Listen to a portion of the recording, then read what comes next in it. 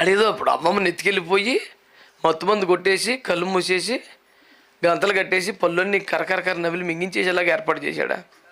ఊరికే చిన్న నిజమా ఏం సావరు, ఏం కాదు, పర్లేదులే అంటే ఏది చూసి మనం భయపడతాము, బాబు తంచి చచ్చిపోతాం, అయ్యి బాబు దేవుడు వద్దాను, ఏం కాదు అని కొంచెం దాన్ని డైల్యూట్ చేస్తాడు. అంతకని ఏం చేయడు.